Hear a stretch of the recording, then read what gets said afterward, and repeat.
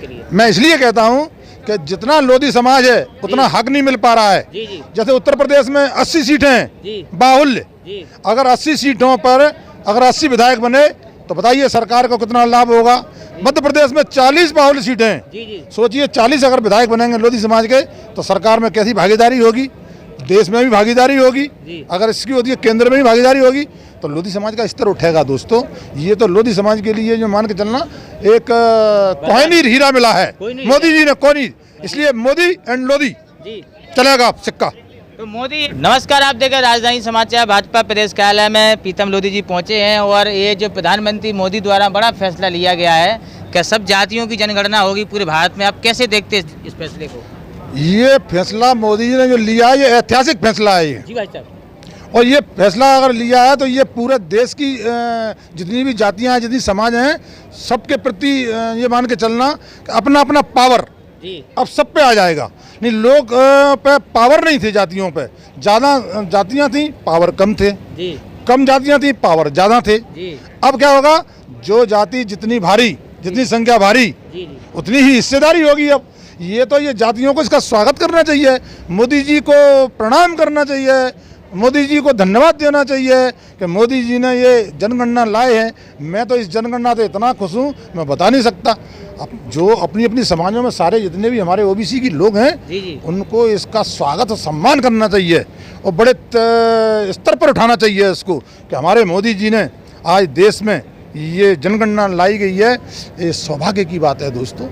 कई बार आपने भी ये कई संगठन के माध्यम से आपने भी जनगणना का मुद्दा उठाया, क्या लगता है आपको कि आपने उस समय जो मुद्दा उठाया जातिगत जनगणना होना चाहिए, तो आपकी बात केंद्र सरकार ने मानी क्या? ये ओबीसी की बहुत बड़ी जीत है। जी जी, न तो हम नीचे थे न हम ऊपर थे, बीच में फंसे थे। और वैसे ना बीच में जो दाना फंस जाता ना उसको पिसना ही पड़ता है। अब इस जनगणना से सारी ओबीसी को लाभ मिलेगा और इस लाभ को अपने अपनी समाजों के लोग इसको इसने तरीके से लें। कईयों क्या करते हैं, एक समाज के लोग कईयों जातियां लिखते हैं।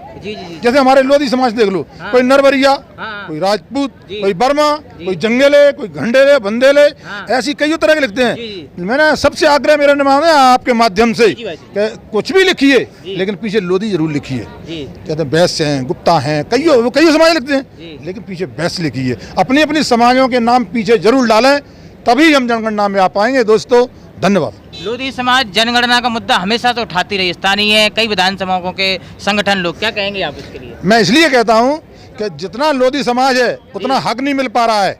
जैसे उत्तर प्रदेश में 80 सीटें हैं बाहुल्य, अगर 80 सीटों पर अगर 80 विधायक बने तो बताइए सरकार को कितना लाभ होगा।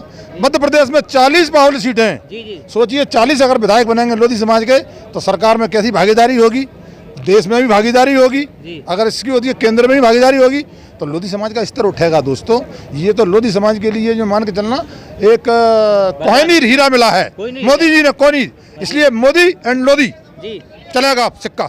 तो मोदी एंड लोधी चलेगा, प्रीतम लोधी जी का कहना है। और लगातार ये सामाजिक और पिछड़ा वर्ग की बात करते रहते। जुड़े हमारे साथ न्यूज़ का रिपोर्ट, भाजपा कार्यालय Bhopal. Subscribe now and press the bell icon. Never miss an update.